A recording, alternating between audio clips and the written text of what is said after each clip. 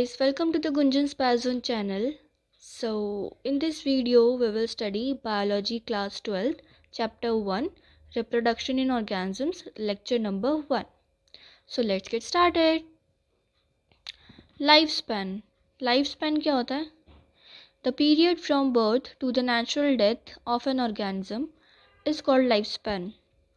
Birth से लेके natural death किसी भी ऑर्गेनिज्म की उसके बीच का जो टाइम पीरियड होगा वो क्या होगा? Life span.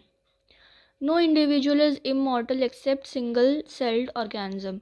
यूनिसेलुलर ऑर्गेनिज्म को छोड़ करके कोई भी ऑर्गेनिज्म जो है वो इमॉर्टल नहीं है. ठीक है, सिंगल सेल्ड ऑर्गेनिज्म अमर है.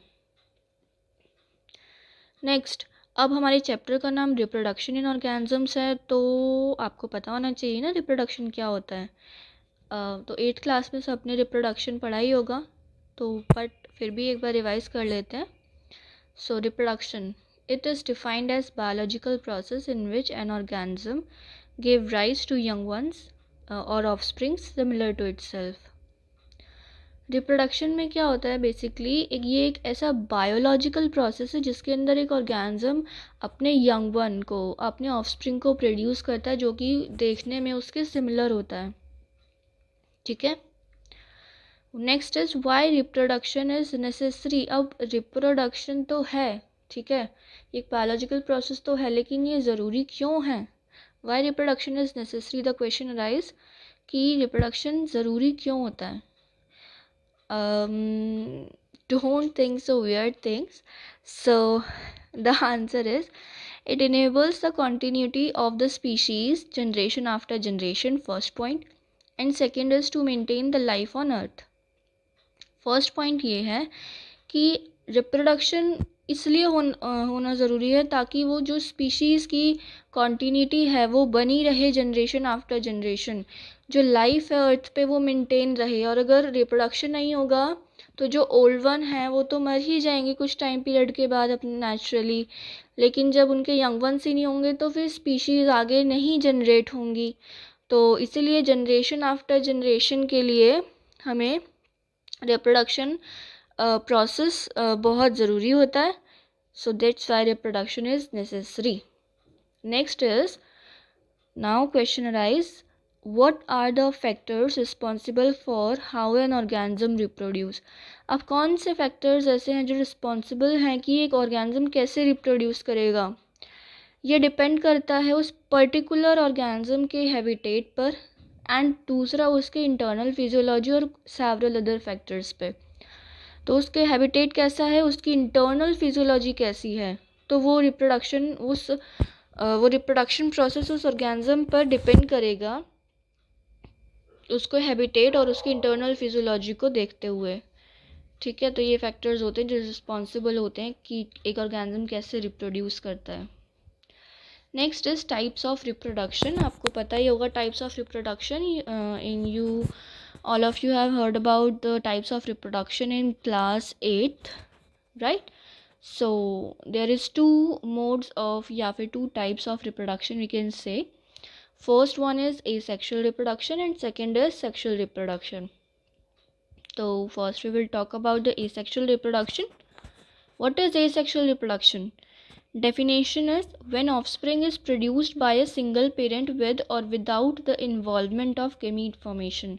जब ऑफस्प्रिंग बनता है सिर्फ एक पेरेंट से, ठीक है, एक पेरेंट से जब ऑफस्प्रिंग बनेगा वो होगा एसेक्सुअल रिप्रोडक्शन. और इसके अंदर या तो गैमीट फॉर्मेशन होगा, उसका इन्वॉल्वमेंट होगा, या फिर नहीं होगा. ठीक है.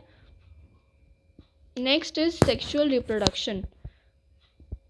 सेक्सुअल रिप्रोडक्शन की डेफिनेशन क्या है? When two parents of opposite sex, जब when two parents of opposite sex participate in reproduction and involve fusion of male and female gametes which results in the formation of zygote. जब दो parents opposite sexes participate करेंगे reproduction में, जिसके अंदर क्या होगा? Fusion होगा. फ्यूज़न मतलब मिलना, ठीक है, और फिजन मतलब ब्रेक डाउन होना. तो जब फ्यूज़न होगा male gamete and female gamete का, तो क्या फॉर्म होगा, जाइगोट फॉर्म होगा, and this is the sexual reproduction. ठीक है, तो एक मेजर डिफरेंस तो ये हो गया कि ये सेक्सुअल रिप्रोडक्शन में सिंगल पेरेंट इन्वॉल्व होता है, एंड सेक्सुअल रिप्रोडक्शन में टू डिफरेंट अपोजिट सेक्स के पेरेंट्स इन्वॉल्व होते हैं, टू। नेक्स्ट इज, अब हम ए सेक्सुअल रिप्रोडक्शन को डिटेल में करेंगे थोड़ा। तो ये थोड़ा सा ओवरव्यू था जो डेफिनेशन मैंने बताई अभी। तो first point is single individual और single parent is capable of producing offspring in asexual reproduction. एक सिंगल पेरेंट मतलब कैपेबल होता है एक ऑफस्प्रिंग प्रोड्यूस करने के लिए एसेक्सुअल रिप्रोडक्शन में। Second is offspring is exact copies of their parent called clone. जो एसेक्सुअल रिप्रोडक्शन के अंदर ऑफस्प्रिंग बनता है वो बिल्कुल एग्जैक्ट कॉपी होती है अपने पेरेंट की, बिल्कुल एग्जैक्ट कॉपी, जिसको एक टर्म दी गई है जिसको हम बोलते हैं क्लोन। जो भी एसेक्सुअल रिप्रोडक्शन में ऑफस्प्रिंग मिलता है हमें, उसको हम बोलते हैं क्लोन।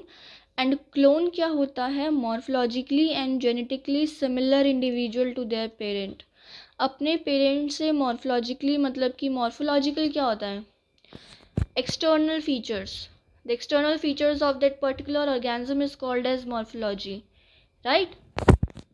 ऑर्गेनिज्म के जो एक्सटर्नल फीचर्स होंगे दैट इज़ मॉर्फोलॉजिकल फीचर्स। जैसे कि मैं ह्यूमन बींग से एग्जांपल लूँ, तो जो मॉर्फोलॉजी मैं उसकी देखूंगी, उसमें मॉर्फोलॉजी में क्या क्या हो सकता है, eyes, nose, ears, lips and hairs. ठीक है, उसका बॉडी का साइज़ कैसा है, पतला है, मोटा है, तो these all are the morphological features. And जो क्लोन होता है वो बिल्कुल मॉर्फोलॉजिकली एंड जेनेटिकली सिमिलर होता है। Next third point, asexual reproduction and वो एसेक्सुअल रिप्रोडक्शन के टाइप, मतलब एग्जांपल्स और किस ऑर्गेनिज्म में होते हैं वो। तो बडिंग किस में होती है, ईस्ट में। Binary fission amoeba and paramecium में। ठीक है, अमीबा एंड पैरामीशियम में बाइनरी फिजन होगा, ईस्ट के अंदर बडिंग होगा। ठीक है, तो बडिंग एंड बाइनरी फिजन क्या होता है, I will teach you budding and binary fission. Okay, so पहले इसको कंप्लीट कर लेते हैं। Fourth one is in protist and monerans the organisms और the parent cells divides into two to give rise to new individuals through cell division, mitosis. अब जो protist हैं and मोनोरेंस हैं, प्रोटिस्ट एंड मोनोरेंस ये दोनों ही किंगडम जो हैं वो कैसे हैं, यूनिसेलुलर हैं। इनके अंदर यूनिसेलुलर ऑर्गेनिजम्स आते हैं। तो इनके जो ऑर्गेनिजम्स हैं या फिर जो इनके पेरेंट के जो सेल्स होते हैं ये डिवाइड करते हैं टू सेल्स में।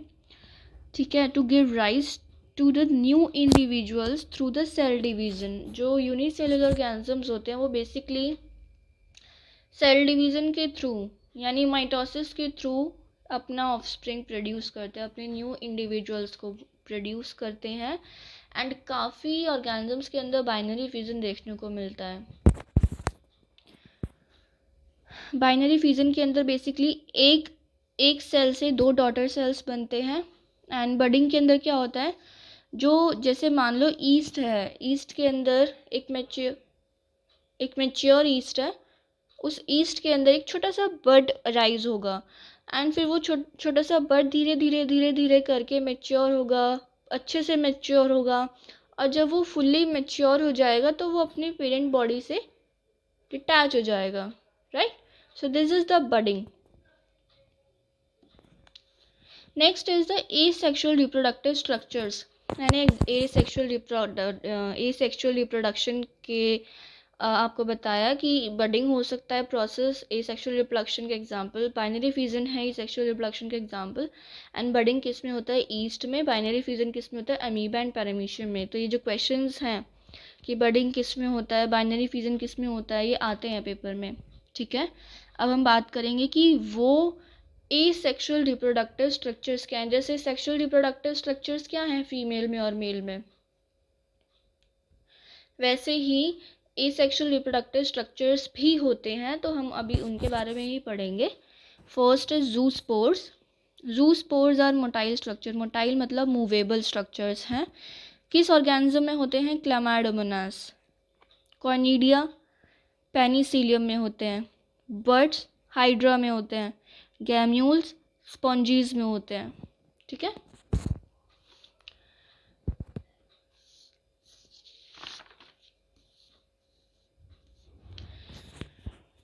सो next is vegetative propagation. Vegetative propagation क्या होता है? In plants the term asexual is used as vegetative reproduction. Asexual reproduction ही है वेजिटेटिव प्रोपगेशन, लेकिन प्लांट्स के अंदर हम इसको वेजिटेटिव प्रोपगेशन बोलते हैं, एसेक्सुअल रिप्रोडक्शन को। तो वेजिटेटिव स्ट्रक्चर्स भी होंगे, वेजिटेटिव प्रोपग्यूल्स बोलते हैं उन स्ट्रक्चर्स को। तो किस में होते हैं वो वेजिटेटिव प्रोपग्यूल्स, वो भी हमें याद करना है। फर्स्ट इज आइज और ट्यूबर, पोटैटो में होगा, rhizome ginger and banana, sucker mint में होगा, बुलबिल ऑफ अगेव, बुलबिल किस में होंगे? Agave. Leaf buds Bryophyllum plant में होंगे, ऑफसेट वाटर हाइसिंथ में होंगे, बल्ब ऑनियन एंड गार्लिक में, रनर पिस्टिया में। तो ये पूछे जाते हैं बच्चों एग्ज़ाम में। मेनली कौन पूछा जाता है? Water hyacinth and agave and leaf birds. ये तो बिल्कुल बिल्कुल मतलब इनकी तो 50 पूरे 50 क्या बोलूँ मैं, 80% चांस होते हैं कि ये क्वेश्चन आता है इन तीनों से, तो इनको लर्न करना इम्पॉर्टेंट है। Next is what is water hyacinth. Water hyacinth को बोला जाता है टेरर ऑफ बंगाल। अगर आप इस वाटर हाइसिंथ के बारे में गूगल पे सर्च करेंगे तो यू विल फाइंड आउट कि इसको इंडिया में लाया गया था जस्ट फॉर द डेकोरेशन के लिए, क्योंकि ये बहुत ब्यूटीफुल फ्लावर होते हैं इसके। बट क्या हुआ, ये एक इन्वेजिव वीड है। ये एक वीड क्या होता है? Unwanted plant. तो ये जब इसको लाया गया तो इसको अपने पोन में रखा गया, तो ये इतनी जल्दी ग्रो करते हैं ये स्टैंडिंग वाटर के अंदर, ये हैवॉक क्रिएट कर देते हैं। तो ऐसे धीरे धीरे करके इतने ज़्यादा ग्रो हो गए ये, और काफ़ी सारे स्टेट्स में फैल गया ये वाटर हाइसिंथ, जो कि जिसने हैवॉक क्रिएट कर दिया। और ये क्या करता है? ये रिवर के वाटर से ऑक्सीजन को ड्रेन कर लेता है, एंड अल्टीमेटली क्या हो जाता है? फिर फिशेस की डेथ हो जाती है। तो ये एक एक्वाटिक प्लांट वीड के नाम से जाना जाता है water hyacinth. So now comes to the sexual reproduction. It involves the formation of the male and female gamete either by same individual or by the different individuals of opposite sex.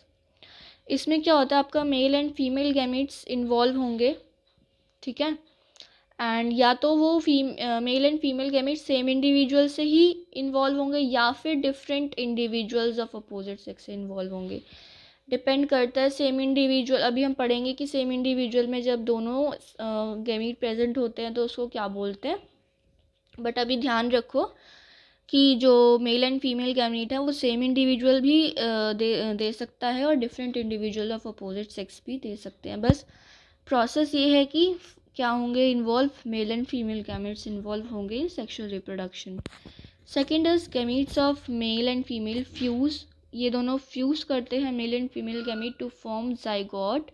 सबसे पहले इन दोनों के fusion के बाद zygote बनता है और zygote के बाद फिर डेवलपमेंट होता है ऑर्गेनिज्म का। और ये जो सेक्शुअल रिप्रोडक्शन है बहुत कॉम्प्लेक्स है, इलाबरेट है एंड बहुत ही ज़्यादा स्लो प्रोसेस है than asexual reproduction. Asexual reproduction is fast process. Fourth point is offspring are not identical to their parents. जो सेक्शुअल रिप्रोडक्शन में ऑफस्प्रिंग होगा वो अपने पेरेंट्स के बिल्कुल आइडेंटिकल नहीं होगा बट सिमिलर होगा, ठीक है। थोड़े बहुत फीचर्स मिलते जुलते होंगे क्योंकि मेल से 50% आपके जीन्स आए हैं एंड फीमेल से 50% जीन्स आए हैं, तो आप दोनों का कॉम्बिनेशन हो तो पॉसिबल ही नहीं है कि मॉर्फोलॉजिकली या जेनेटिकली सिमिलर हो, ठीक है। तो इसलिए जो सेक्शुअल रिप्रोडक्शन में ऑफस्प्रिंग होता है वो आइडेंटिकल नहीं होता पेरेंट के। नोट द डाइवर्स ऑर्गेनिजम्स जैसे कि प्लांट्स, एनिमल्स एंड फंजाई। जो प्लांट्स, एनिमल्स और फंजाई है ना, इनकी एक्सटर्नल मॉर्फोलॉजी, इनका अंदर का स्ट्रक्चर, इनकी फिजियोलॉजी बहुत बहुत डिफरेंस है इनमें, बहुत डिफर करती हैं एक दूसरे से। लेकिन ये तीनों plants, animals and fungi similar pattern show करती हैं in the sexual mode of reproduction. ठीक है।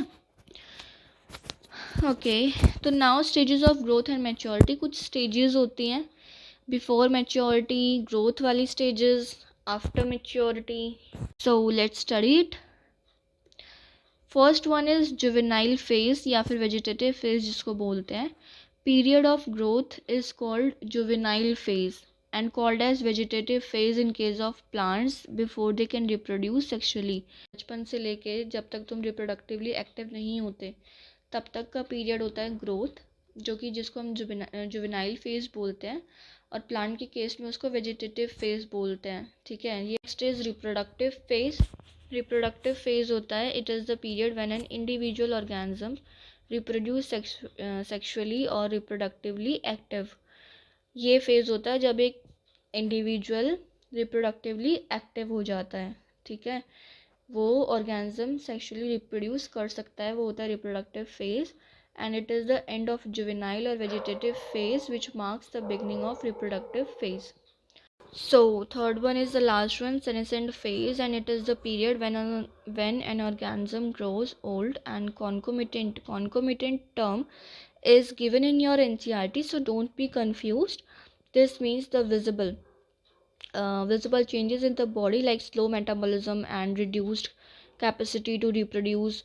तो सेनेसेंट फेज में बॉडी बूढ़ी होने लग जाती है एंड विजिबल चेंजेस आपको दिखेंगे, जैसे कि बॉडी का मेटाबॉलिज्म स्लो होने लगता है, रिप्रोडक्शन की कैपेसिटी, रिप्रोड्यूस करने की कैपेसिटी कम हो जाती है उस टाइम पर, एंड ये हमारे लाइफ स्पैन का लास्ट फेज होता है and old age ultimately leads to death. ठीक है। तो नाउ रिप्रोडक्टिव फेज, उसको थोड़ा सा डिटेल में करना है हमें। बैम्बू स्पीशीज़ जो होती है वो अपने पूरे लाइफ टाइम में सिर्फ 50 एक बार फ्लावर करती है, मतलब आफ्टर 50 to 100 ईयर्स के बाद एक बार फ्लावर करती है बस। ये क्वेश्चन पेपर में आता है। नेक्स्ट क्वेश्चन जो पेपर में आता है 1 मार्क में, that is स्ट्रोबाइलेंथस कुंथैनिया Neela Kurinji, flower करता है 12 साल में एक बार। ठीक है। Next is the cycle, menstrual cycle and estrus cycle. A menstrual cycle, it occurs in primates, mammals like monkey, apes and human beings. And मतलब कि प्राइमेट मैमल्स जो कि प्लेसेंटल मैमल्स हैं, प्लेसेंटा वाले मैमल्स हैं, जैसे कि monkey, apps and human beings, इनके अंदर होती है मेंस्ट्रुअल साइकिल। ये साइकिल के अंदर 3 फेजेस होते हैं, menstrual phase, proliferative phase and secretory phase. इन फेजेस को हम डिटेल में करेंगे unit 2 I think, reproduction, no, इन फेजेस को हम चैप्टर नंबर 3 में करेंगे, ह्यूमन रिप्रोडक्शन, डिटेल में। नेक्स्ट इज यहाँ पर ब्लड फ्लो होता है लेकिन in the last few days of the cycle. ठीक है। Next is female does not permit copulation during the menstrual phase. Menstrual phase के टाइम पर फीमेल कभी भी परमिट नहीं करती कॉपुलेशन के लिए, एंड यहाँ पर female can't get pregnant during this phase, right. Oestrus cycle ये होता है नॉन प्राइमेट्स यानी कि नॉन प्लेसेंटल मैमल्स जैसे dogs, cats, cows, sheep, tiger, rats and deers and etcetera. आप इसको ना ऐसे याद कर सकते हो कि ईस्ट्रस साइकिल होगी 4 पैर वाले जो भी मैमल्स हैं उनमें, एंड मेंस्ट्रुअल साइकिल होगी जो भी 2 पैर वाले मैमल्स हैं उनमें। अगर आपको प्राइमेट्स एंड नॉन प्राइमेट्स या placental and non placental learn नहीं हो रहा है तो you can learn it by this कि ईस्ट्रस साइकिल 4 पैर वाले मैमल्स में होती है एंड मेंस्ट्रुअल साइकिल 2 पैर वाले मैमल्स में होती है। Second is it consist short period of heat. Oestrus cycle में कोई ब्लीडिंग नहीं होती, इसमें ना हीट जनरेट होती है बॉडी में से थोड़े टाइम पीरियड के लिए, एंड इसमें से ब्लड फ्लो नहीं होता, और अगर होता भी है तो बहुत कम, स्केंटी मीन्स बहुत कम होता है। Female permit copulation only during the oestrus period. इसी पीरियड के टाइम पर जब हीट जनरेट होती है तो फीमेल परमिट करती है copulation only during this period, and this period में, इस पीरियड के अंदर female can get pregnant only during this phase. तो इसी पीरियड के अंदर फीमेल जो है वो प्रेग्नेंट होती है in case of non placental और non primates mammals, right. Next है सीजनल ब्रीडर्स क्या होते हैं। सीजनल नाम से ही पता चल रहा है कि सीजनल, सीज़न में ब्रीड करते होंगे। तो मैम ऐसे मैमल्स जो कि ये साइकिल एग्जिबिट करते हैं only during the favourable seasons in their reproductive phase. Example birds को आपने कभी भी throughout the all time नहीं ब्रीड करते हुए देखा होगा। They only reproduce during the favourable seasons. Continuous breeders वो मैमल्स जो कि रिप्रोडक्टिवली एक्टिव होते हैं throughout their reproductive phase, for example human beings. ठीक है, सो आई होप आपको ये लेक्चर समझ आया होगा। एंड लेक्चर नंबर 2 में हम बात करेंगे fertilisation events, pre fertilisation events and post fertilisation events के बारे में। So stay tuned with me and do like, share, subscribe and comment my channel. And so thanks for watching.